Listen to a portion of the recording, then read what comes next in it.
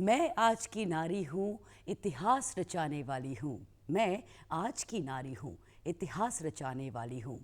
पढ़ जिसे गर्व महसूस करे दुनिया, पढ़ जिसे गर्व महसूस करे दुनिया, वो इतिहास बनाने वाली हूँ। मैं आज की नारी हूँ, खुले आसमान में उड़ना चाहती हूँ। बांध अपनी जिम्मेदारियों का जूड़ा, अपने सपनों को सिर्फ पूरा करना चाहती हूँ। नमस्कार दर्शकों, दूरदर्शन देहरादून के खास कार्यक्रम महिला शक्ति में आप सभी का हृदय से स्वागत और अभिनंदन। मैं आपके साथ हिना जोशी। दर्शकों, जैसा कि हमारा कार्यक्रम, हमने आपको टाइटल बताया महिला शक्ति। हमारे कार्यक्रम का साफ और सीधा और सरल मकसद है महिलाओं को मानसिक और भावनात्मक रूप से सशक्त करना और मजबूत बनाना।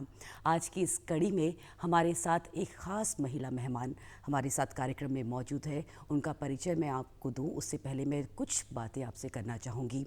एक महिला को जगाने के लिए बहुत ज़्यादा ज़रूरी होता है दर्शकों कि उसकी आत्मा को जानना और उसको जगाना। और जब उसकी आत्मा जागृत हो जाती है तो वो खुद में बहुत ही ज़्यादा मजबूत बन जाती है। और एक महिला की ये खासियत होती है कि वो खुद मजबूत होते होते अपने परिवार को, अपने समाज को और अपने राष्ट्र को भी मजबूत बनाती है और उनके लिए बहुत ही सकारात्मक प्रेरणा स्रोत बनती है। दर्शकों, आज हमारे कार्यक्रम में मौजूद है हमारी खास मेहमान जो खुद में बहुत ही सुलझी हुई, सशक्त और बहुत ही अच्छी शख्सियत हैं। हमारे साथ है डॉक्टर एनी सिंह। आप जानी मानी प्रदेश की साइकोलॉजिस्ट है, यानी मनोचिकित्सज्ञ हैं। डॉक्टर एनी सिंह, आपका कार्यक्रम में बहुत बहुत स्वागत और अभिनंदन। और बहुत प्यार भरा नमस्कार आप सबको। Thank you so much doctor any. जैसा कि हमारा कार्यक्रम है महिला शक्ति, हम कोशिश करते हैं डॉक्टर, इस कार्यक्रम के ज़रिए हम महिलाओं को जितना हो सके सकारात्मक बातें, सकारात्मक इंस्पिरेशनल कुछ ऐसी बातें करें जिससे उनके जीवन में कुछ बदलाव आ सके, वो उन्हें अडेप्ट कर सके और अपनी लाइफ को खूबसूरत तरीके से आगे बढ़ा सके।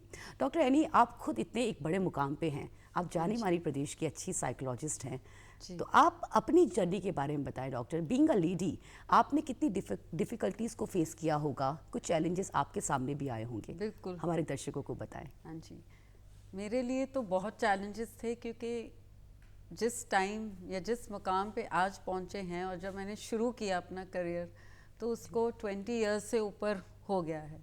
हाँ और जी। उस समय में दो चीज़ें थी, एक तो महिलाएं इतना घर से निकलती नहीं थी, सबसे हाँ जी। पहले इतना सपोर्ट नहीं था जो आजकल सब देते हैं। हाँ जी। और दूसरी बात है कि हम लोगों के जो शादी करना, मैरिज सबसे ज़रूरी माना जाता था। बिल्कुल, और वो बिल्कुल। आपके अगर 21-22 की एज में हो जाए और उसके बाद आपको पूरा परिवार भी संभालना है।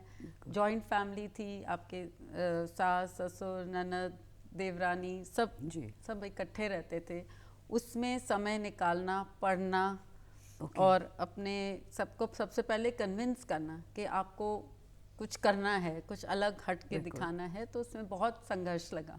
आपको कोई आपकी लाइफ में कोई ऐसा इंसिडेंट या कोई ऐसा शख्स जिन्होंने आपको प्रेरित किया हो आगे बढ़ने के लिए और इस फील्ड को चुनने के लिए में आपकी मदद करी हो? मेरी तो एक्चुअली अध्यापिका जो थी कॉलेज में, उनको मैं बहुत पसंद करती थी, साइकोलॉजी की जो टीचर हैं, और इसीलिए मैंने ये सब्जेक्ट जो मनोविज्ञान है लिया था। और बीए ऑनर्स मेरिट लिस्ट में थी, बॉम्बे यूनिवर्सिटी में स्कॉलरशिप मिला था मुझे। लेकिन यह है कि फिर शादी हो गई तो कुछ साल उसका गैप पड़ा। लेकिन उसके बाद फिर से अंदर से ही एक ऊर्जा आई। और आई थिंक मेरी मम्मी ने बहुत सपोर्ट किया। उन्होंने कहा कि अब आपको दोबारा अपने पढ़ाई के ध्यान दो, क्योंकि अब बच्चे भी थोड़े बड़े हो गए हैं। तो फिर मैंने अपना मास्टर्स किया यहाँ से, हेमवती से, और यहाँ भी मैं गोल्ड मेडल मुझे मिला। अरे वाह। और साथ ही मैंने मास्टर्स इंग्लिश में भी किया। तो दोनों सब्जेक्ट्स का एमए मैंने मास्टरी करी, साथ में फिर डिप्लोमा करा चाइल्ड साइकोलॉजी के ऊपर, पोस्ट ग्रेजुएट डिप्लोमा। सो बस फिर there was no looking back, एक चीज़ फिर दूसरी चीज़, तीसरी चीज़, फिर क्लिनिक खोला और कई स्कूल्स के साथ अटैच हो गई। ऐसे ऐसे। And you are specialist in child psychologist and adolescence, right? Adolescence, yes. बिल्कुल। स्कूल से काम ज़्यादा है मेरा रिलेटेड। हाँ, देहरादून के कुछ नामी गिरामी स्कूल्स हैं जिनके साथ आप जुड़ी हुई हैं, आप उनको काउंसिल करती हैं, है ना? डॉक्टर, सबसे पहला प्रश्न मैं आपसे, इसके बाद आपकी जर्नी के बाद, आपकी जर्नी काफ़ी रोमांचक रही है, काफ़ी उतार चढ़ाव रहे हैं, है ना, कितना स्ट्रगल रहा है, मुंबई से देहरादून शिफ्ट होना खुद में एक बड़ा चेंज है। बिल्कुल। और कई बार परिवर्तन जो होता है वो हमारे जीवन में बहुत बड़ा बदलाव लेकर आता है, कभी कोई या जगह का परिवर्तन हो या किसी भी चीज़ का परिवर्तन हो। इस बात को आगे बढ़ाएंगे, लेकिन उससे पहले मैं जानना चाहूँगी डॉक्टर, हमारे दर्शक भी शायद ये जानना चाहेंगे, एक साइकियाट्रिस्ट और एक साइकोलॉजिस्ट में क्या डिफरेंस है, एक मनोचिकित्सज्ञ और एक मनोवैज्ञानिक में क्या डिफरेंस है? हाँ, ये क्वेश्चन जो आप कह रहे हैं बहुत सही है। जब मैंने यहाँ स्टार्ट किया था मनोवैज्ञानिक क्लिनिक अपने घर पे जब बनाया, तो सबसे पहले लोग जब अपॉइंटमेंट के लिए बात करते थे तो उनका यही होता था कि आप हमें कौन सी दवाई देंगे। अच्छा। तो उन्हें लगता था कि दवाई देना ही काउंसलिंग का भी काम है। फिर ये समझाना पड़ा कि देखो दो चीज़ें होती है। अब आप डॉक्टर पे भी जब जाते हैं तो एक होता है जो आपका उस टाइम का सिम्टम है, जी बिल्कुल, जो लक्षण है वो देखने हैं, है ना, तो उस टाइम उसका इलाज आपने किया। हेडेक है तो आपने दवाई ले ली या कुछ भी, लेकिन उसका जो कारण है वो भी तो जानना उतना ही ज़रूरी है। ओके। तो उसी तरह फ़र्क है एक चिकित्सक में और एक मनोवैज्ञानिक में। क्योंकि जो साइकाइट्रिस्ट होता है वो मेडिकल बैकग्राउंड से होते हैं, उन्होंने MBBS और वो किया होता है उसमें, तो मेडिसिन वो दे सकते हैं। और जो काउंसलिंग में है, साइकोलॉजिस्ट हैं, वो नेसेसरी नहीं है कि साइंस बैकग्राउंड हो, आर्ट का भी हो सकता है, ह्यूमैनिटीज़ का हो सकता है, लेकिन हम ढूंढते हैं जड़, बिल्कुल, कि ये प्रॉब्लम बार बार क्यों आ रही है। हाँ जी। क्योंकि अगर हेडेक है, ज़रूरी नहीं कि ये सिर्फ कोई रीज़न इसका फिजिकल है, कुछ और भी हो सकता है। साइकोलॉजिकल रीजंस भी इसके हो सकते हैं। तो वो हमें जो है उस पे ध्यान देना होता है। और लॉन्ग रन में वो चीज़ें ज़्यादा ज़रूरी हैं। बिल्कुल बिल्कुल। चलिए, ये तो डिफरेंस एक हमारे दर्शकों को भी समझ में आया, हमें भी समझ में आया। डॉक्टर, अगले प्रश्न की तरफ बढ़ते हैं। महिलाओं के मानसिक स्वास्थ्य पर परिवार का और समाज का क्या प्रभाव पड़ता है? समाज का पड़ता है सबसे पहले, क्योंकि जिस दिन से एक महिला पैदा होती है और जिस तरीके से ट्रीटमेंट मिलती है, हम जैसे व्यवहार करते हैं, वैसे ही उनकी मानसिक संतुलन और हर चीज़ में प्रभाव पड़ता है। कुछ लोग तो उनको सपोर्ट करते हैं, उनके अंदर एक आत्मविश्वास जगाते हैं, ऊर्जा जगाते हैं, और कुछ है जो सोचते हैं या कहते हैं कि वो शायद कम हैं, हतोत्साहित करते हैं बेसिकली। हाँ जी। तो उस तरीके से, उस हिसाब से ही उनकी जो परवरिश है और उनकी जो पर्सनालिटी है वैसे ही प्रभावित होती है। तो दोनों तरह का उस पे प्रभाव हो सकता है, अच्छा भी हो सकता है और बुरा भी हो सकता है। कई बार काबिलियत बहुत होती है लेकिन आपको किसी ने सही राह नहीं दिखाई होती, बिल्कुल, या आपको जान के डिमोरलाइज कर देते हैं, बिल्कुल, है ना, तो वो घर वाले भी कर सकते हैं, वो बाहर वाले भी कर सकते हैं, और उसके कारण भी कई हो सकते हैं। बिल्कुल बिल्कुल, है ना, ईगो हो सकती है, हाँ जी, जेलसी हो सकती है, बिल्कुल, या कई बार वो आप चाहते हो कि वो घर में ही रहे, हाँ जी, कि मेरे से ज़्यादा उसकी प्रतिभा ना हो, क्योंकि मैं काफ़ी रिलेशनशिप काउंसलिंग भी करती हूँ। तो उसमें जहाँ मैरिटल प्रॉब्लम जो आती है हस्बैंड वाइफ की, वो कई बार यही होती है कि कई बार जो लेडीज़ हैं वो इतना आगे निकल जाती है, इतने ऊंचे मकाम पे पहुंच जाती हैं कि उनके जो हस्बैंड्स होते हैं वहाँ पे फिर ईगो क्लैशेस वहाँ पे आती होंगी। हाँ, वो फिर ईगो क्लैशेस आ जाती हैं। तो वो दिक्कत करती हैं। तो डॉक्टर, ये चीज़ ठीक है हमने जानी, लेकिन कई बार क्या होता है कि महिलाएं ठीक है अलग अलग तरीके के अवसाद से ग्रसित होती हैं, है ना, चाहे वो समाज से मिल रहा हो या जैसा आपने बताया। तो इस चीज़ को डिस्कस कैसे करें परिवार के साथ या अपने दोस्तों के साथ, कैसे खुल के आगे आएं, क्योंकि एक हिच रहता है अंदर, एक घबराहट सी रहती है, उसके लिए बताएं। जो हिचकिचाहट है वो हटाने के लिए आई थिंक एक जो एजुकेशन बहुत बड़ा इसमें रोल प्ले करता है। जो हम शिक्षा दे रहे हैं हमारे स्कूल में, हमारे समाज में बच्चों को, बालिकाओं को, वो बहुत ज़रूरी है कि हम उनके अंदर एक कूट के ये भरें कि आपने आत्मनिर्भर होना है और अपने ऊपर अपनी काबिलियत पे विश्वास रखना है। हाँ जी। और उसके अलावा ज़रूरी नहीं कि आपको सबको जानना है, आपके कुछ दोस्त होने चाहिए, बिल्कुल गिने चुने, हाँ जी, जिनसे आप हर बात अपनी शेयर कर सके, वो बहुत ज़रूरी है। बिल्कुल। और एक ओपन कम्युनिकेशन जो होता है, अपना खुल के विचार रखना जी, विचार रखना, और हर चीज़ अपनी भावना जो है दूसरे के साथ शेयर करना बहुत ज़रूरी है। कई बार क्या होता है कि हो सकता है आपके घर वाले आपको सपोर्ट करना चाह रहे हैं, बिल्कुल, लेकिन आप उनसे सही तरीके से बात करके या एक्सप्रेस नहीं कर पाते। हाँ जी, जी, तो इसलिए वो मतभेद हो जाता है, हाँ मिसअंडरस्टैंडिंग आ जाती है, बिल्कुल बिल्कुल, मनमुटाव आ जाता है। हाँ जी, हाँ जी। सो ये हमारे ऊपर होता है, हम कैसे अपनी प्रॉब्लम आगे रखें और सपोर्ट भी लें उनका, घर वालों का। बिल्कुल। तो बीइंग अ लेडी, एक महिला के अंदर बहुत सारी चीज़ें चलती रहती हैं, क्योंकि वो अगर अपना घर संभाल रही है या अपना कामकाजी महिला है या समाज को भी देख रही है, सब कुछ देख रही है, बट ये एक्सप्रेस करने वाली बात सबसे पहले आती है कि एक्सप्रेस नहीं कर पाते। आपने बोला कि खुल के एक्सप्रेस करें, चाहे वो अपने पेरेंट्स से करें या किसी बाहर वाले से करें। ये अवसाद का बेसिक कारण क्या देखती हैं डॉक्टर? आपको क्या लगता है कि डिप्रेशन का शुरुआत कहाँ से होती है? डिप्रेशन बेसिक कारण क्या है और इसके सिम्टम्स क्या हैं? हाँ जी, कारण देखो, डिप्रेशन कुछ तो जेनेटिक भी होता है। ओके, कई लोगों के फैमिली में चलता है, जीन्स में होता है टेंडेंसी डिप्रेशन होने की, कि अगर चीज़ें आपके हिसाब से ना चलें, आप बहुत जल्दी निराश हो जाते हो। हाँ जी, और जब आप कई बार फेलियर फेस करते हो तो वो डिप्रेशन की तरफ आपको ऑटोमेटिकली ले जाता है। फिर आपको लगने लगता है कि कुछ काम आप सही नहीं कर पाओगे, तो आप हिम्मत हार जाते हो।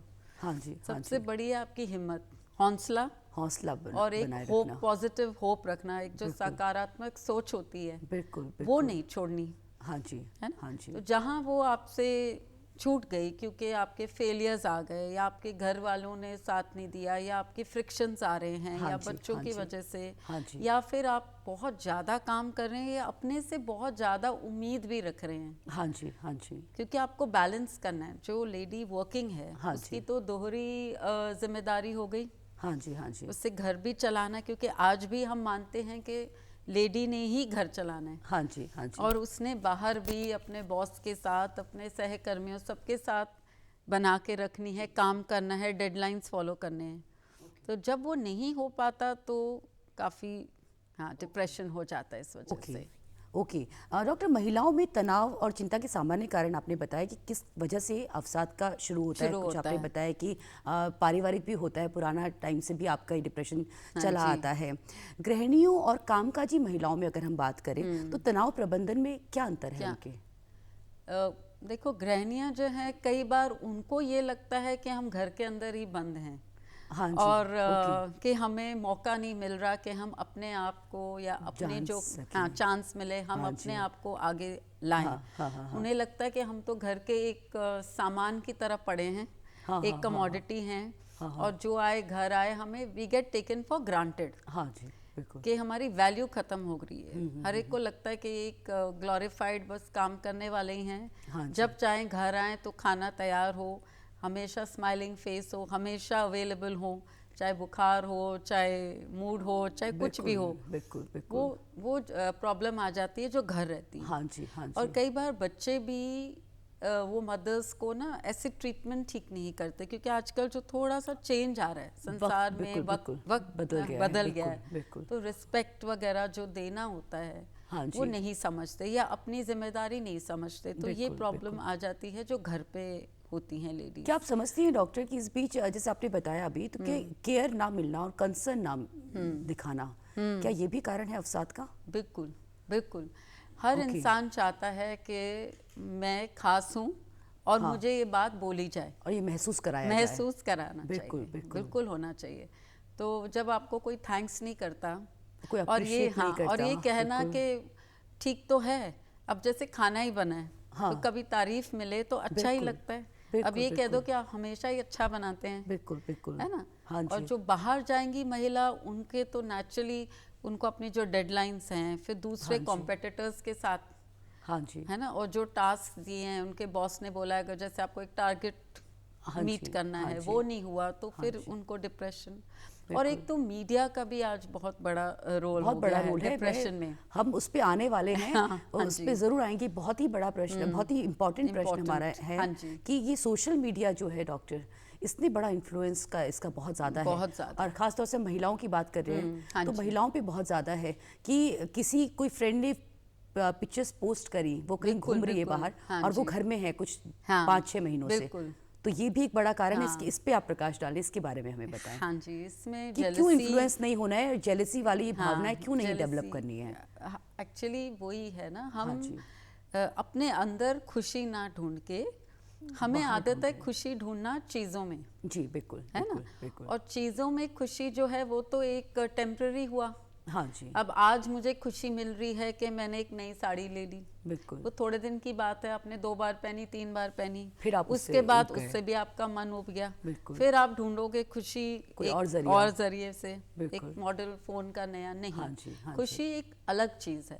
हाँ जी। और वो ही समझना जो है एक बहुत सुलझे हुए आदमी की निशानी होती है। बिल्कुल डॉक्टर, खुशी बहुत बड़ी चीज़ है वाकई में, और आपकी आत्मा अगर खुश है आजकल ढूंढ रहे हैं तो उसी पे हमारे दर्शकों को बताएं कि ऐसा कोई सरल व्यायाम हो या कोई ऐसी एक्टिविटीज हो जिससे आप खुद को, जिससे आपका मूड स्विंग हो रहा है तो आप उसको स्विच कर सके ताकि आप सकारात्मक रह सके और अंदर से खुश रह सके। एक्चुअली आपकी जो सोच है वो बहुत बड़ा कारण होता है सकारात्मक होने के लिए या ना सकारात्मक होने के लिए, क्योंकि जब आपको लगता है कि मेरे जो थॉट्स हैं वो सब नेगेटिव ही हो रहे हैं, कि मेरे से ये नहीं हो रहा, ये खराब हो गया, आगे भी खराब होगा, तो आपको एक तो उस जगह से उठ जाना चाहिए। बहुत सिंपल चीज़ है।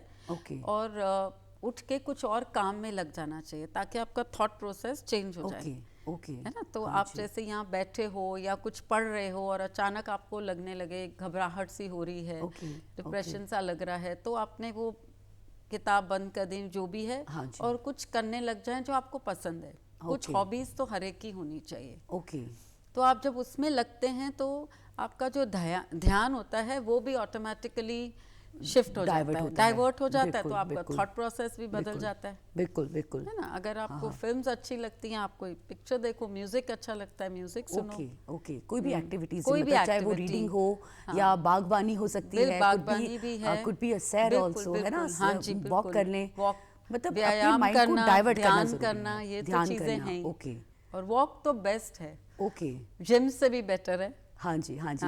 सोशल मीडिया वाले टॉपिक पे दोबारा से आते हैं, क्योंकि सोशल मीडिया पे जो कुछ दिखाया जाता है काफी हद तक बनावटी होता है। ये लोगों को समझ में नहीं आता, है ना।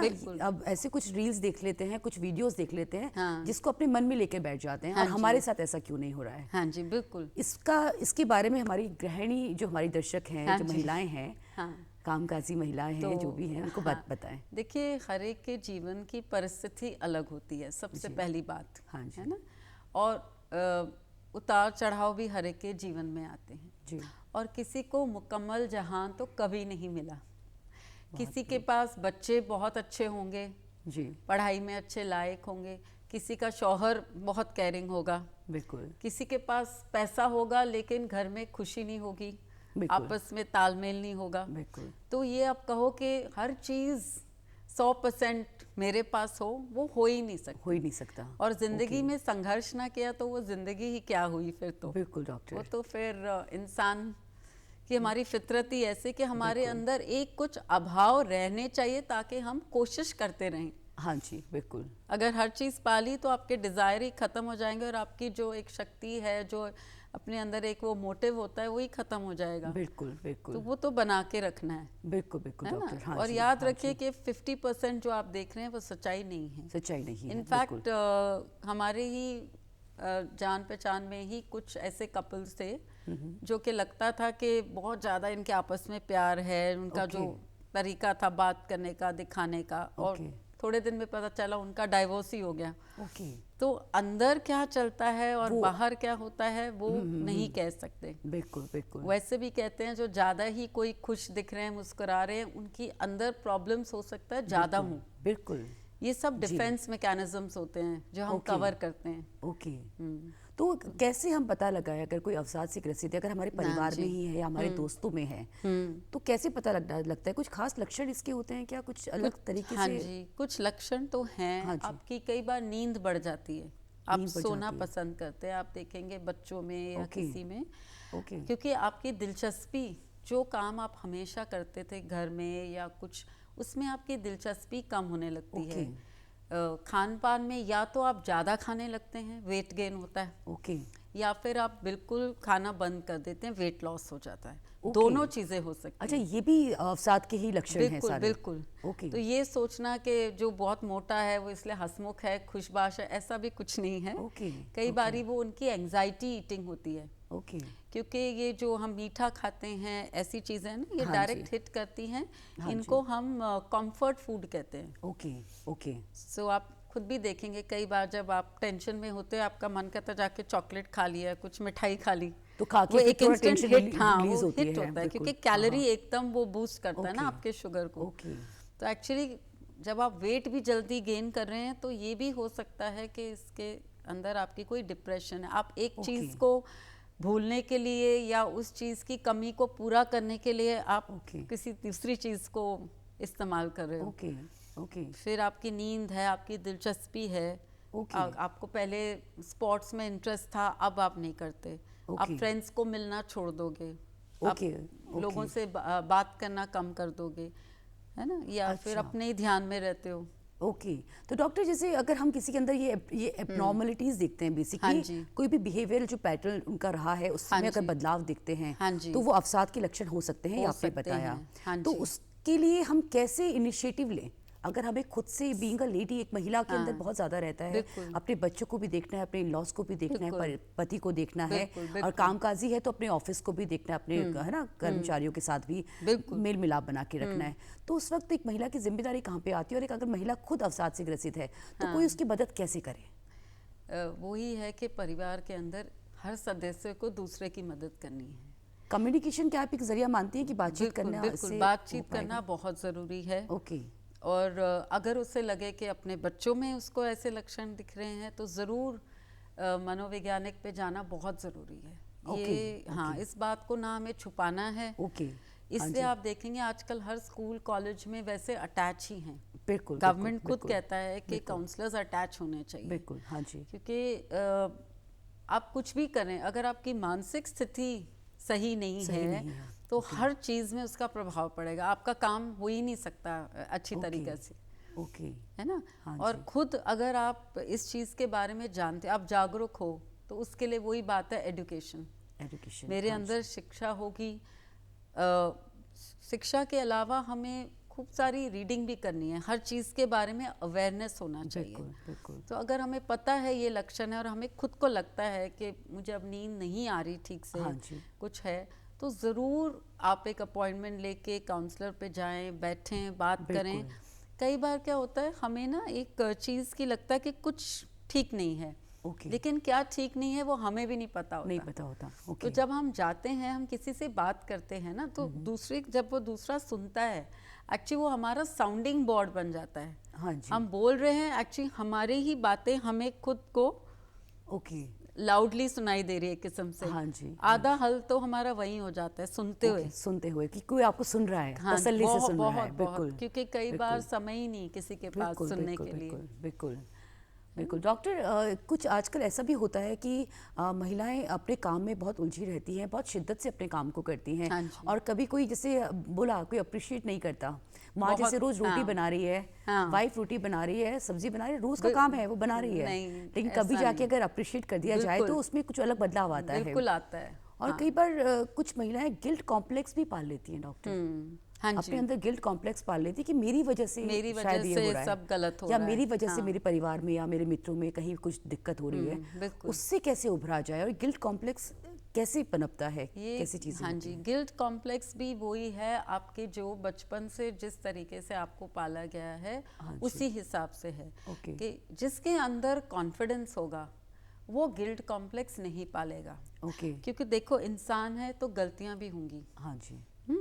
वो गलतियों को हमने स्वीकार के, अगर हम उसके ऊपर काम करें ताकि हम अपने को और बेहतरीन बना सकें, तो हमें गिल्टी होने की ज़रूरत ही नहीं है। अगर हम सोचे कि नहीं हमें परफेक्ट होना है, तो वो तो नेचुरल है कि आपको एक गिल्ट कॉम्प्लेक्स आने लगेगा, क्योंकि आपको लगेगा ये मैं नहीं कर पाई। जी बिल्कुल। अब फॉर इंस्टेंस आप घर पे ही हो, घर का ही काम है, ठीक है, एक दिन आपका मूड था या आपकी ऊर्जा ज़्यादा थी, आपने कुछ ज़्यादा कर लिया, तो एक दिन आपका मन नहीं करता तो नहीं करता।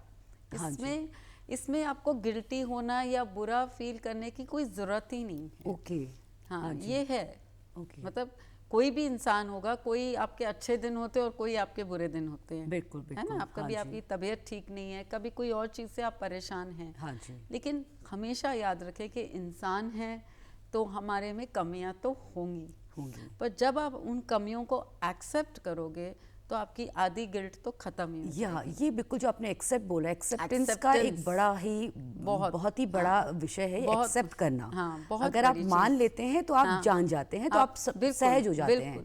एक्सेप्टेंस एक बड़ा इशू है, बहुत बड़ा इशू है। जब हम काउंसलिंग भी करते हैं हमारे में एक्चुअली वहीं जाके इलाज शुरू होता है, जहाँ अगला एक्सेप्ट करता है कि हाँ जी आप सही कह रहे हो, मेरे अंदर ये कमजोरी है। जब तक वो नहीं मानते तो आप वो उसका इलाज हो नहीं सकता। काउंसलिंग में भी उसमें कोई मदद नहीं मिल सकती। आपको खुद लगना चाहिए कि हाँ मैं कुछ कर रही हूँ जो नहीं सही हो रहा, ये मानना पड़ेगा, जानना पड़ेगा और फिर उस पे काम करना पड़ेगा। बिल्कुल, एक्सेप्टेंस बहुत ज्यादा जरूरी है ना। अपनी गलतियों को, अपनी कमियों को, अपनी खूबियों को भी जाने, लेकिन अपनी कमियों को जरूर जाने और समझें उसको, है ना। डॉक्टर, बच्चों की परवरिश, एक माँ का पूरा दिमाग बच्चों पे लगा रहता है, और आज का जो समय बहुत ही कॉम्पिटिटिव वो है वर्ड है, तो बहुत ही ज्यादा कंपटीशन, बच्चों पे प्रेशर भी रहता है। एक माँ भी इसके साथ साथ बहुत ज्यादा जूझती है। हाँ जी। तो कैसे बच्चों की मानसिक स्वास्थ्य पे असर डाल रही है ये चीजें, और कैसे माएँ बच्चों को अच्छी परवरिश दे सकें ताकि वो अवसाद की तरफ ना जाएं, क्योंकि आज के टीनेजर्स में भी ये चीजें बहुत ज्यादा होने लग गया है। अब वही बात आती है कि लेडी कुछ भी कर ले, लेकिन हम सोचते हैं कि जहाँ बच्चों की परवरिश है या घर गृहस्थी चलाना है तो हमारी जिम्मेदारी है। लेकिन मुझे लगता है एक उनको अपने हस्बैंड के साथ भी बात ज़रूर करनी चाहिए, शेयर करना चाहिए। एक क्वालिटी टाइम एक तो होना चाहिए घर के अंदर। अच्छा, ओके। एक मील तो रोज़ आपने इकट्ठा खाना ही। ओके। जिसमें आप सब अपनी अपनी बात करेंगे। बच्चे भी करेंगे, आप भी करोगे, आपके हस्बैंड भी करेंगे, या इन लॉज हैं, बड़े हैं घर में, दादा दादी जो भी हैं, हर एक को एक टाइम मिलना चाहिए। उस दौरान आप खाना खा रहे हो।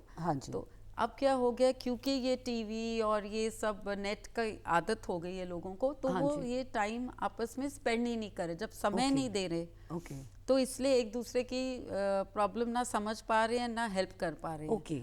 ये बहुत। और फिर आप जैसे कहती हैं, तो मदर्स हैं, वही आपको ध्यान रखना है। अगर आपको लक्षण पता है, बच्चा आपका सुस्त हो रहा है, अगर स्कूल नहीं जा रहा 2-3 दिन, आपने पहले तो चेक करा लो कि भाई कोई मेडिकल इशू है। क्योंकि हमने देखा है कि कई बार आपका स्टमक एक, हेडेक, ये ज़रूरी नहीं है, इसको हम साइकोसोमैटिक कहते हैं। इसका मतलब है इनका बेस जो है साइकोलॉजिकल होता है, फिजिकल नहीं होता। बच्चा स्कूल नहीं जाना चाहता। अमूमन तौर पे अगर ये हेडेक हो रहा है या नींद ज्यादा आ रही है बच्चों को, या भूख ज्यादा लग रही है, तो ये साइकोलॉजिकल हो सकता है। बिल्कुल हो सकता है। आपको अपनी अध्यापिका से कोई प्रॉब्लम है, कोई सब्जेक्ट से कुछ भी इशू हो सकता है, तो बच्चा जो है जाएगा नहीं, रोएगा। तो इसमें फिर आपको अलर्ट रहना है और उसकी आगे पूरी जांच और काउंसलिंग के लिए जरूर ले जाना है ना डॉक्टर। लास्ट समय बहुत कम है हमारे पास, और वक्त अभी प्रोग्राम खत्म होने को ही है, लेकिन जाते जाते मैं आपसे एक बहुत महत्वपूर्ण प्रश्न पूछना चाहूंगी। महिलाओं में आजकल अर्ली मेनोपॉज हो गया या मेनोपॉज हो गया, रजोनिवृत्ति हो गया, उस समय बहुत हार्मोनल चेंजेस आते हैं। तो उस समय महिलाएं उस अवसाद को, उस परेशानी को, उस मूड स्विंग्स को कैसे मैनेज करें सहजता से? देखिए, हमें पता है कि मूड स्विंग्स होने हैं हार्मोनल चेंजेस की वजह से। आपका जो खान पान है उस पर भी बहुत ध्यान देना है इस समय। खान पान पे ध्यान देना आपको जितना हो सके न्यूट्रिशियस खाना हो। हैवी नहीं, हेल्दी खाना।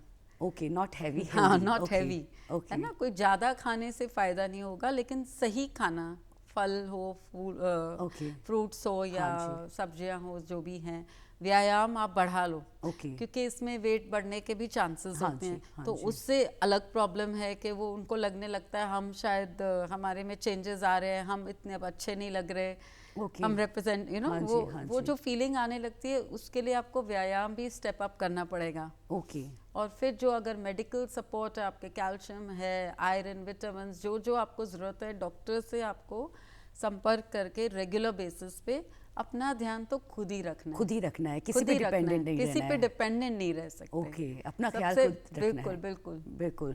डॉक्टर, एक और प्रश्न मेरे मन में आया है। जैसे हम ये सब चीज़ें बातें कर रहे हैं कि हम कैसे हाँ खुद को सकारात्मक रख सके, क्या चीज़ें कर सके, कोई छोटा सा टिप आप हमारे दर्शकों को, आप इतने अच्छी साइकोलॉजिस्ट हैं, कुछ बताना चाहेंगी कि क्विक कुछ चीज़ें जो हम अडाप्ट कर सकें, इजीली उसको अपनी लाइफ में अप्लाई कर सकें, खुश रहने के, खुश सकारात्मक रहने रहने के का तरीका? वही आपके जो सकारात्मक सोच, हाँ जी नियम से चलना, योजना बना के अपना दिनचर्या जो है जी। कि रोज़ के रोज़ मेरी क्या प्राथमिकताएं हैं, मेरी प्रायोरिटीज़ क्या हैं, वो अगर आप सुबह सोच लें आज के दिन में मेरे लिए क्या सबसे ज़रूरी है, महत्वपूर्ण है, वो पहले हो, तो दूसरे काम है वो Okay. बाद में हो। ओके ये सब चीज़ें अगर हम लेके चलते हैं एक शेड्यूल की तरह, ओके।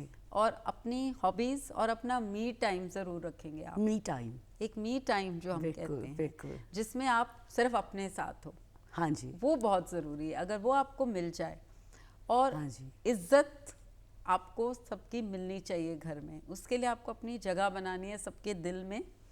बिल्कुल और कभी डोरमैट नहीं बनना है कि हर एक को लगे कि जब मर्जी आप अवेलेबल हो। नहीं, जैसे मैंने कहा, आपका शेड्यूल है, बिल्कुल। ये आपका टाइम है, वो आप ही का टाइम है। बिल्कुल वो बिल्कुल। सबको, ये चीज़ सबको माननी चाहिए। बिल्कुल इस बिल्कुल। चीज़ की। ठीक है डॉक्टर, बहुत अच्छी आपने जानकारियाँ दी। आप you हमारे so कार्यक्रम में much. आए, आपका बहुत बहुत शुक्रिया मैम, बहुत बहुत आपका धन्यवाद। धन्यवाद बुलाने के लिए भी। दर्शकों, हमें उम्मीद है आपको हमारा महिला शक्ति का आज का एपिसोड, आज का कार्यक्रम ज़रूर अच्छा लगा होगा, और आपको कुछ सकारात्मक चीज़ें समझ में आई होंगी और आपको प्रेरणा ज़रूर मिली होगी।